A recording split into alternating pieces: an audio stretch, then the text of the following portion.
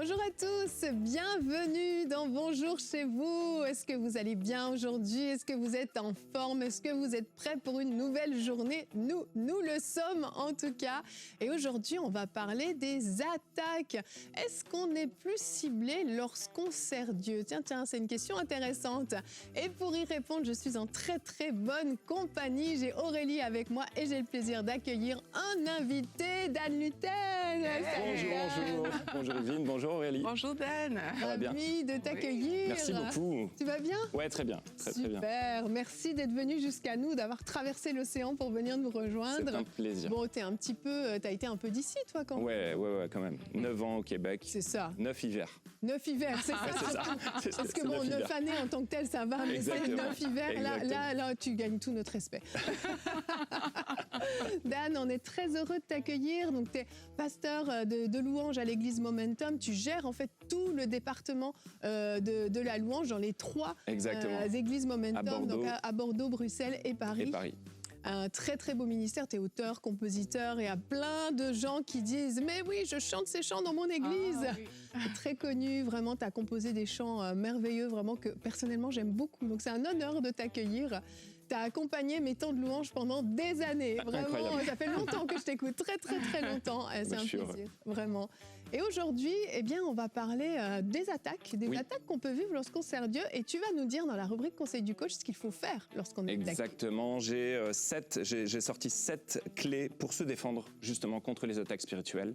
Donc on va voir tout ça ensemble, entre la louange et puis le discernement. Il y a plein de choses qu'on va mettre en place. Donc j'ai 7 clés pour vous.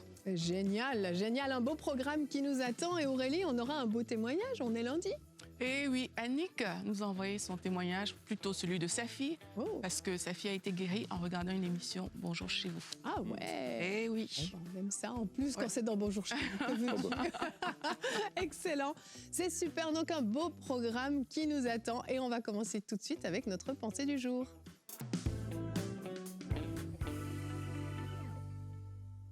Et aujourd'hui, on parle des attaques.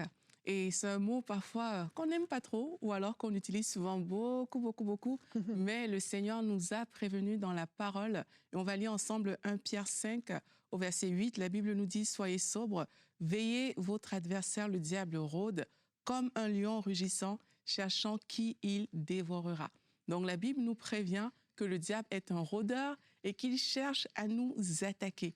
Donc, en tant qu'enfant de Dieu, on ne doit pas être surpris lorsque, par exemple, on veut servir le Seigneur et qu'on voit des difficultés s'intensifier. Parce que le diable, il est là, il rôde et il cherche comment il va t'attaquer, toi qui es enfant de Dieu. Mais la bonne nouvelle, c'est que même s'il rôde, les anges de Dieu sont aussi là, ils rôdent aussi autour de nous et ils sont là pour nous protéger. Donc, on ne doit pas avoir peur de ces attaques-là, mais on ne doit pas être naïf non plus parce que le diable, il est bel et bien là.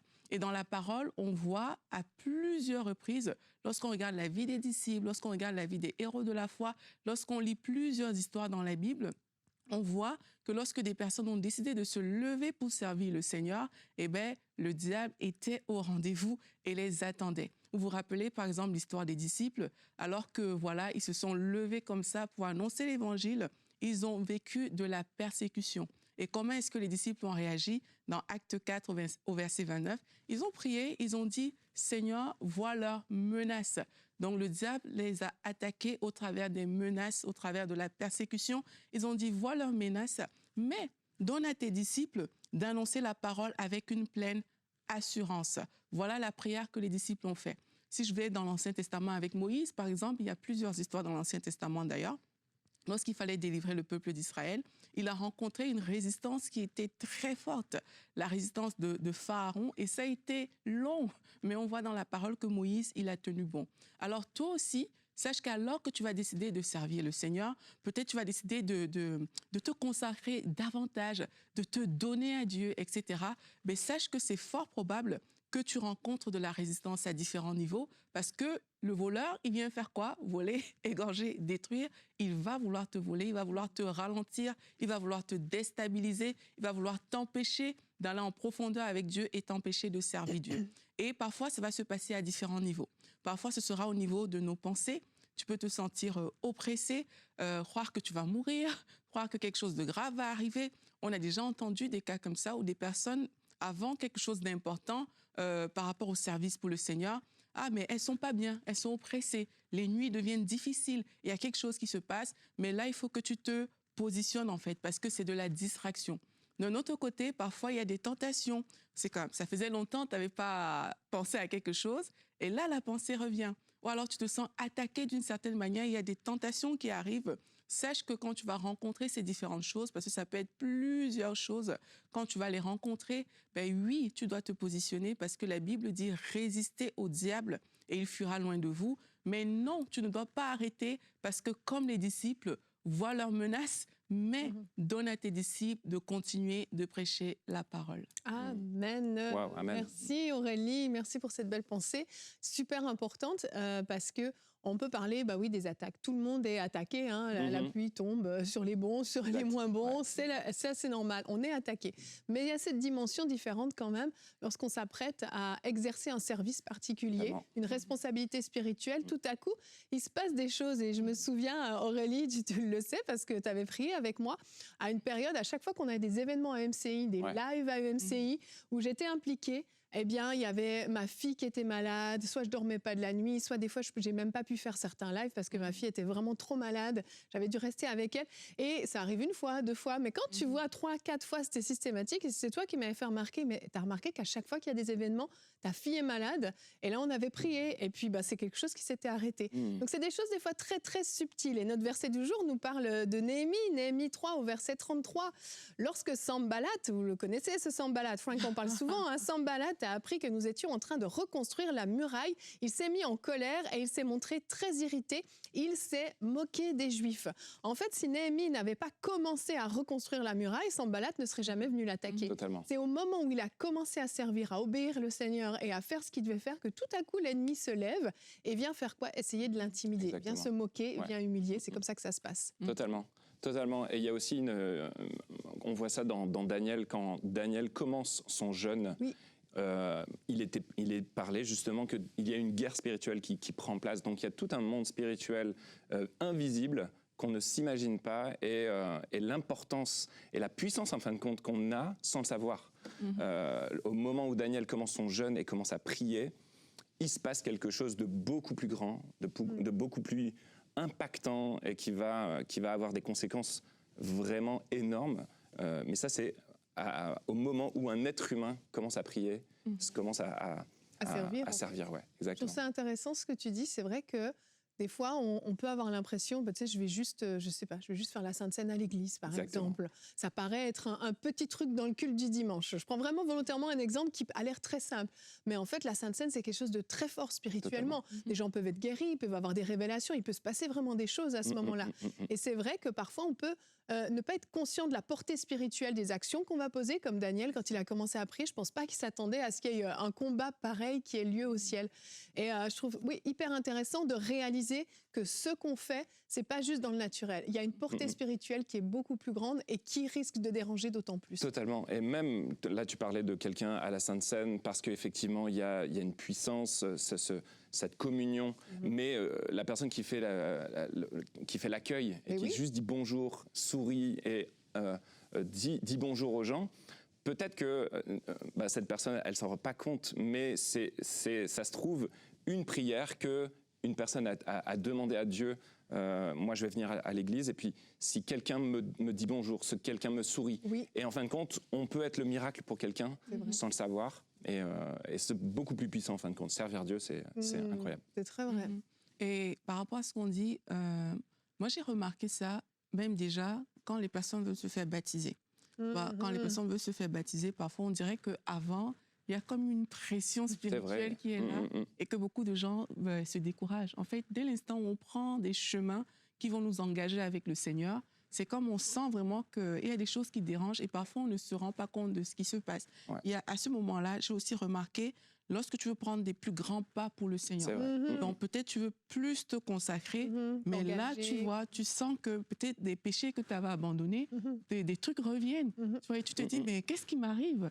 J'étais plus à ce niveau-là. Ou alors, quand tu veux, je ne sais pas, faire démarrer des choses pour le Seigneur, des choses comme ça, te mettre en action pour Dieu, pareil, tu vas subir ces pressions.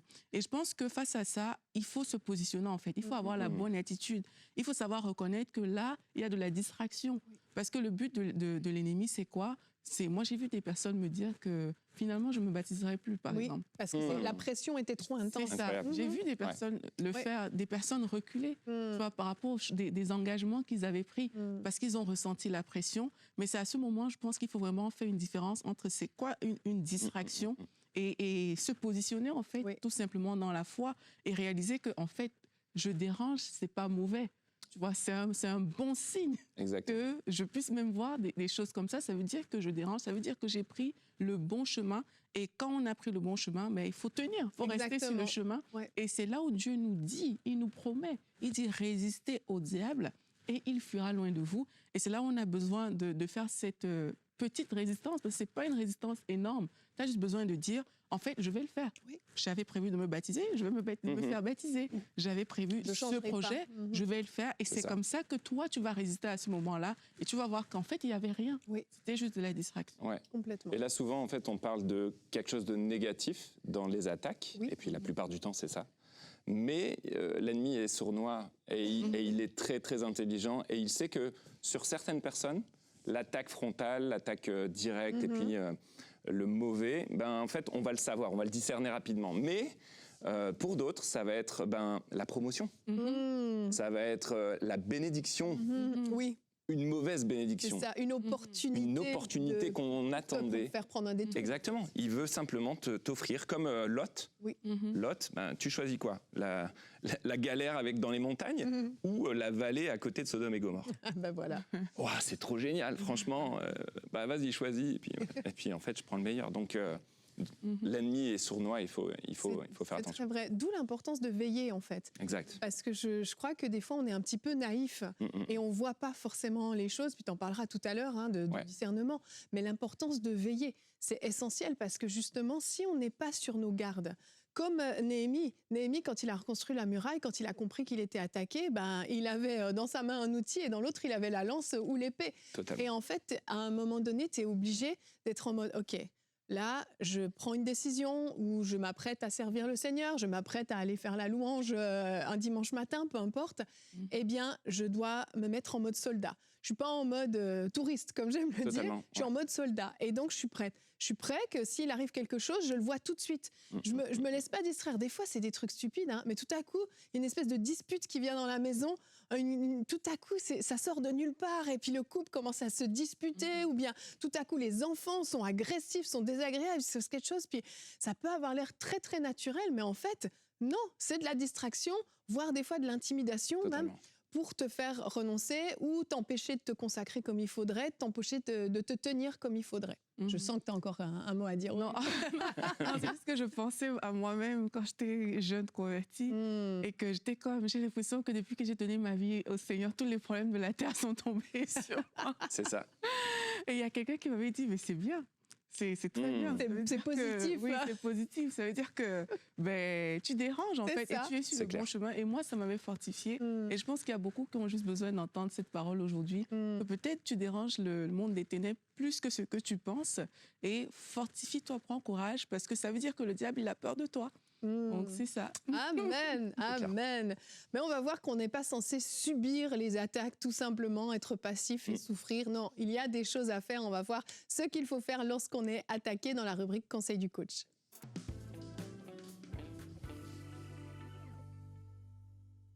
Alors, j'ai noté 7 clés pour se défendre contre les attaques spirituelles. Première clé, intensifier nos moments dans la présence de Dieu. Je vais avoir besoin de mes 2 canettes, Yveline. Je suis ton assistante aujourd'hui.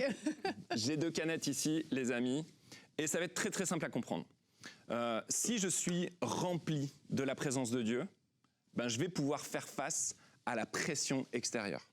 Mais si je suis vide, si je n'ai pas rempli mon réservoir, rempli ma vie de la louange, de la présence de Dieu, de la communion fraternelle, je vais être comme cette canette qui, si j'exerce une pression extérieure, va complètement se tordre.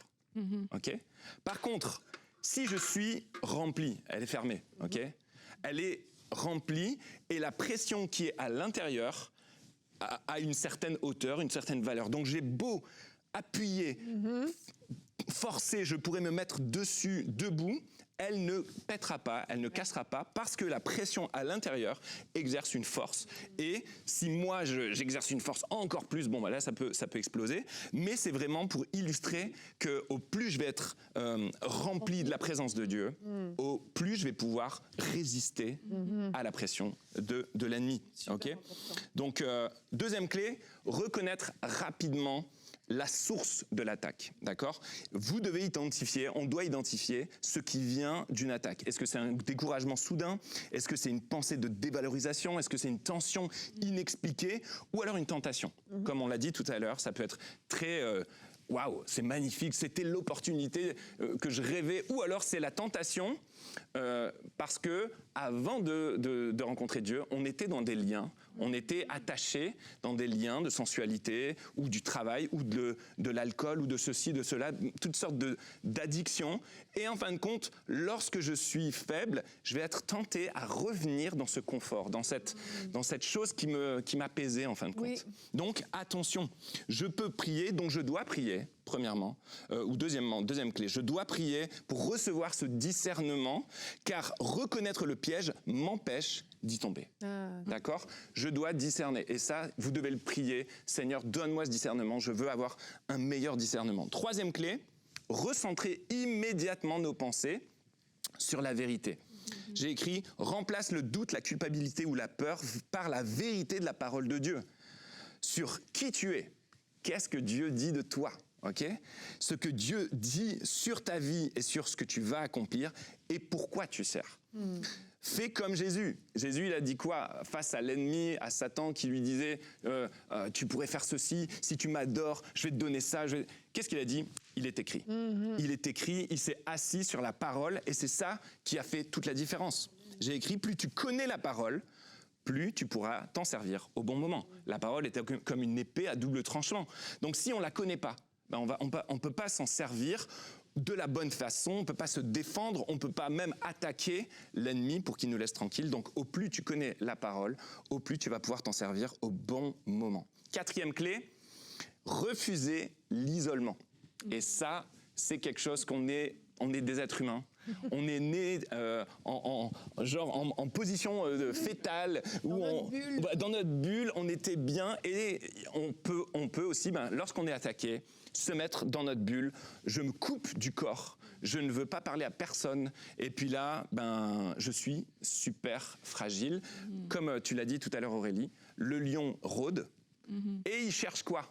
Il cherche que les brebis ou les bœufs ou les animaux qui sont tout seuls, isolés ou faibles ou fragiles. Mais en tout cas, il va les isoler pour pouvoir les achever. C'est vrai. Donc, refusez l'isolement. Premièrement, parle.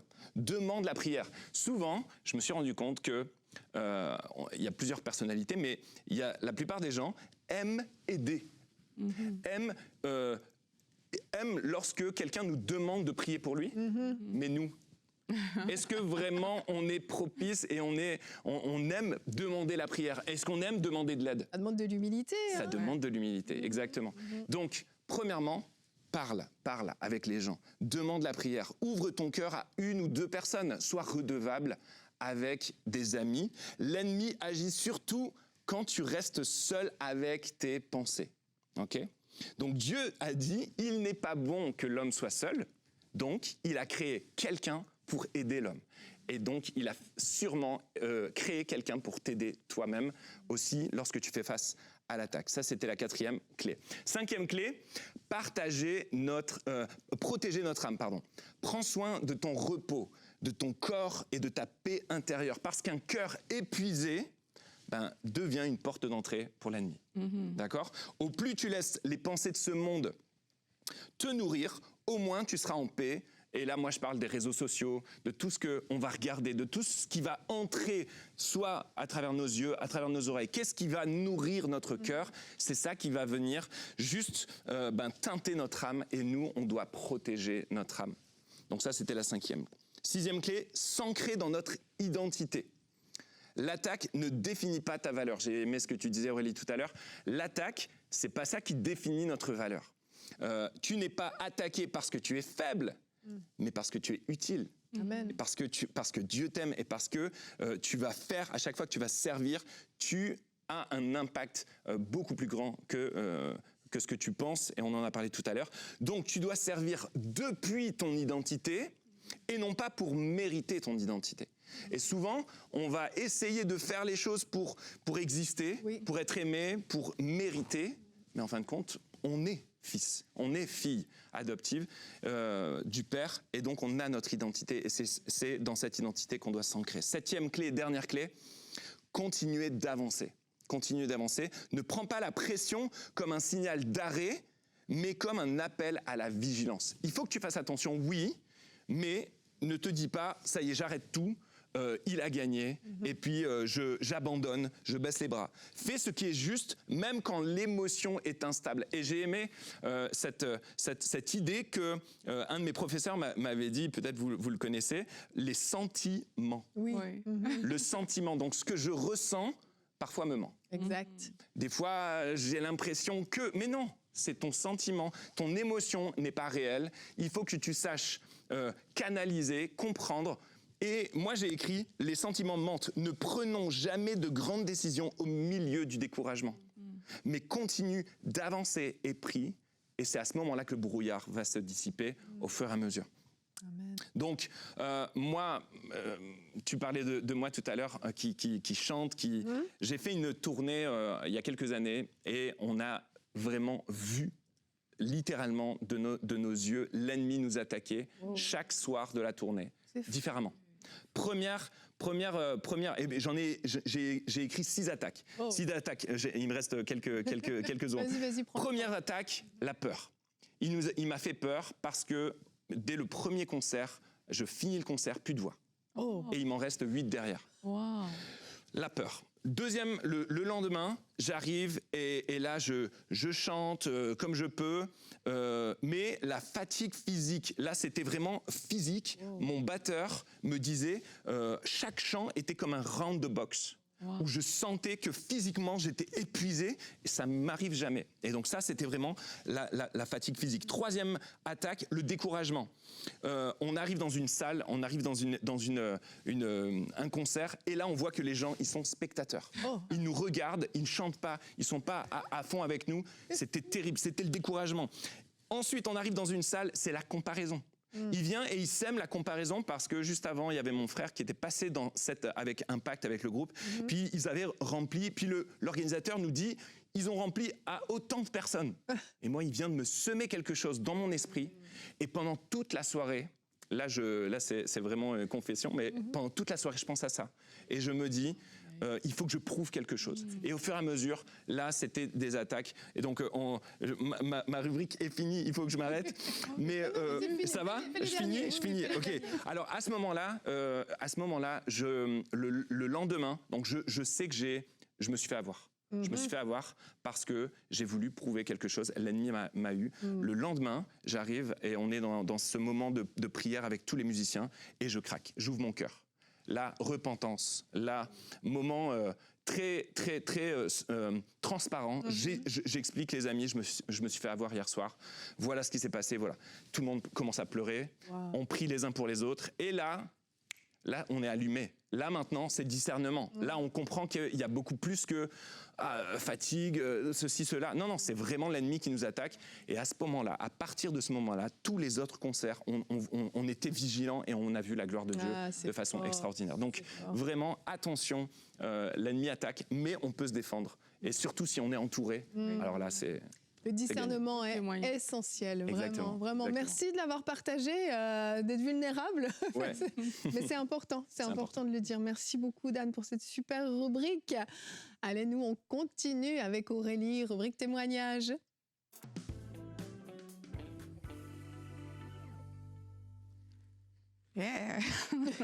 T'as encore envie d'écouter Dan, hein, j'ai senti. Tu nous as captivés, hein, j'avoue. Mais on veut t'écouter, Aurélie, aussi. Oui. C'est le témoignage d'Annick du Sénégal. Ah, le Sénégal. Tu sais, je ne suis pas allée dans beaucoup de pays en Afrique, mais je suis allée au Sénégal et j'ai beaucoup aimé le Sénégal. Donc, mes amis sénégalais, sachez que je vous aime.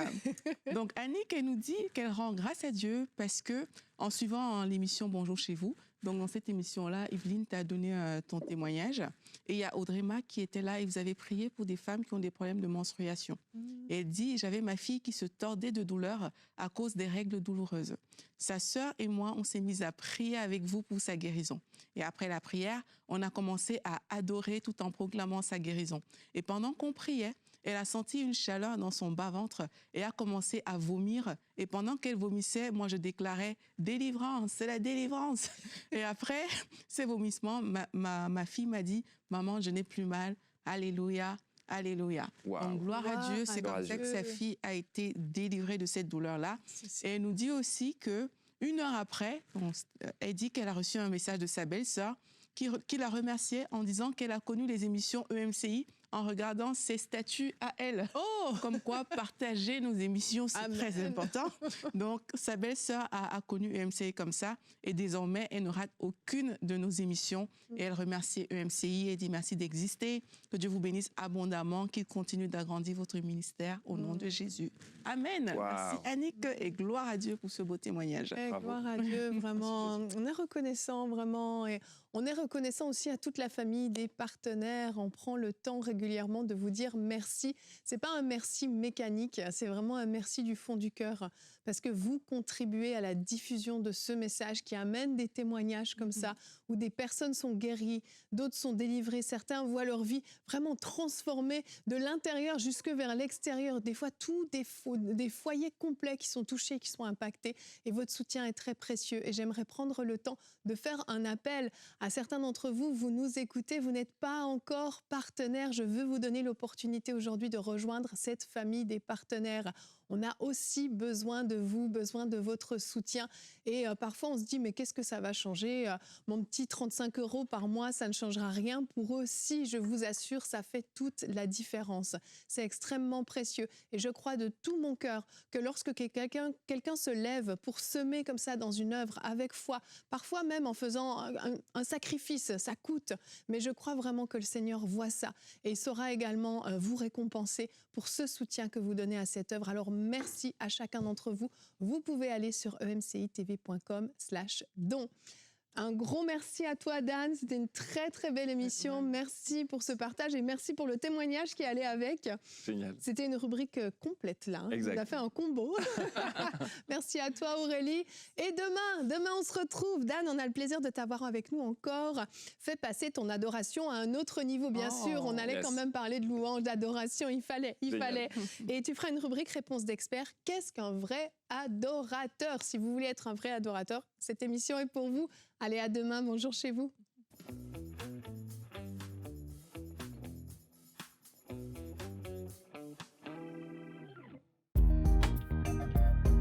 Merci à tous nos précieux partenaires, grâce auxquels cette émission a pu être réalisée.